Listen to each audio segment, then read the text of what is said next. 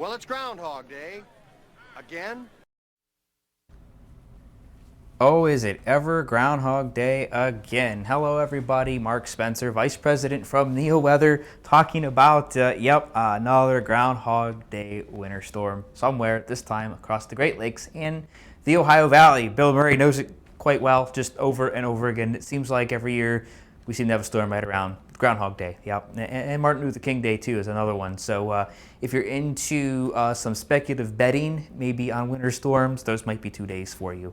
That might be worthwhile, it seems like. All right, let's dive into stuff here. So we have this big winter storm that's going to develop here Tuesday and Wednesday. It's going to affect the region Wednesday night into Thursday and Thursday night as well. Now what's going to happen is we're going to have a piece of energy come off the Pacific Ocean here into the southwest, and it's going to kind of get lodged between these two high pressure systems. One over here coming out of the Arctic and another one over here over the Atlantic Ocean. Both are very strong pieces of high pressure, and this is just going to get stuck in the middle. So that's where the low pressure is going to be. You got the battleground high here, the battleground high here. This is going to bring in some warmer air. This is going to bring a lot colder air, and this is going to be the squeeze play in between. Basically what's going to happen is all this precipitation is going to get squeezed out of the atmosphere as it moves between these two areas of high pressure.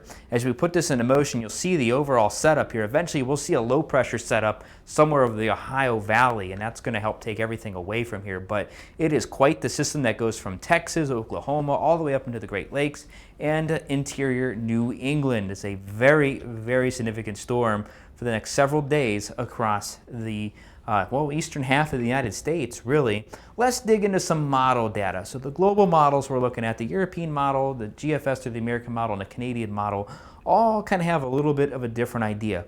Most of them here are on board with the overall setup and the timing, but the specifics. How much snow to expect, where the heaviest snow is going to fall, how much ice and how much ice will accumulate are all different on each one of these models. So the European model brings in our rain into southern lower Michigan, Indiana, Ohio. Here's our heavy snow across southeastern Michigan, northern Ohio. Here's the heavy ice right along the I-71 corridor that gets into Akron and Canton and Youngstown, and also off into western Pennsylvania as well before everything transitions over to snow, and then high pressure moves into the area for Friday, bringing in much colder air.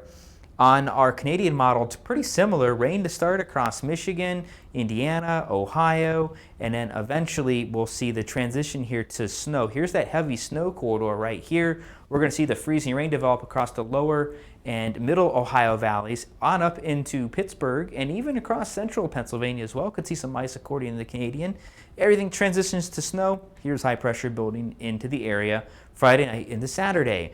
And finally, on the American or GFS model, fairly similar to rain to start across the region. We'll see the heavy snow zone develop, an area of freezing rain and sleet across much of the mid and lower Ohio valleys.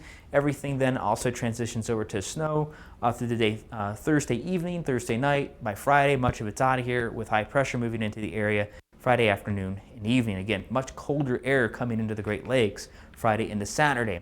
All right, well, how much snowfall are we expecting? All right, let's break it down one model at a time. Here's the GFS model. Right now, it has the heaviest snowfall, and that's going to be across much of interior New England, down into the Buffalo area, across northern Ohio, southeastern Michigan, northern Indiana, and central Illinois. Some of the amounts in here, according to the model, 18 to 24 inches, might be a little high, but with these particular systems, we usually see an area, what we kind of coin as deformed snow. So it's kind of a deformation zone that develops, and it's where we see snowfall rates that get really heavy, 1, 2, maybe even 3 inches per hour at a time, where the pressure drops rapidly and the snowfall really picks up and gets going. And we could see that setup here. Now, where it will be, not real sure yet, but heavy snow for a good portion of the Great Lakes. Chicago is going to be kind of borderline. Here we get on a heavy snow, but look, not far north. Cuts off really, really sharp. Also a very sharp cutoff across much of the Ohio Valley. You'll see the ice and some rain and eventually some snow. A couple models do have a little bit more snow for the Ohio Valley. Not seeing it too much here in the European. The heavy snow zone, fairly similar, but not quite as significant We're looking at lower amounts, still some 2 feet amounts around northern Indiana and into portions of central Illinois. Chicago really on the cusp here between whether or not you get 6 inches or more or under 6 inches. A very sharp cutoff. Also very sharp cutoff across Ohio as well. Very, very sharp. You go from 6 inches to nothing from like the north side of Youngstown, Ohio to the south side of Youngstown, Ohio. Not much for southwestern PA right now, but again, models still trying to fine-tune some things. The Canadian model rather here, not quite the high amounts, but a more broad area of heavy snow. We're looking at foot to foot and a half amounts here right now, but still a sharp cutoff north and south across the area. Now, the other concern for everybody is going to be the ice, and I brought someone in who knows a little bit about ice. Our GFS model has some significant icing here across northern Pennsylvania down into northeastern Ohio, Youngstown, Akron, Canton, down towards Columbus, Dayton, Cincinnati, portions of Indianapolis, southern Indiana, and southern Illinois. These are inch-plus amounts.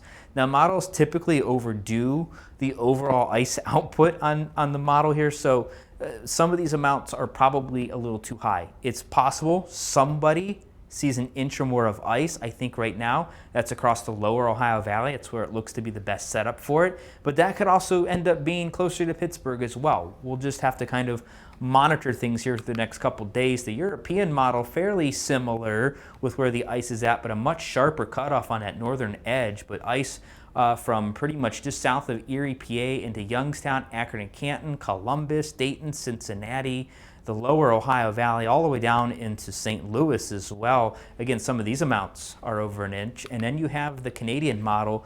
Look, it's oriented differently. It actually comes up further from the south, from the Tennessee Valley, and enters the mid-Ohio Valley and on up into Pittsburgh with inch-plus amounts. So as you can see, some differences in the models as well with where they have that access of freezing rain and ice located. This is all going to end up getting refined here over the next couple of days. So it's a very fluid situation, especially with freezing rain.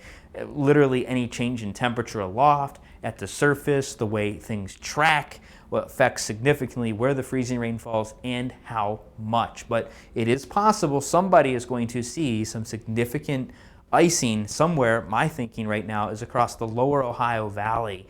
So from like Cincinnati down towards the St. Louis area. I think that's where we see the best potential right now. That could change, so definitely stay tuned. All right, so now snowfall potential wise, here's what we're thinking.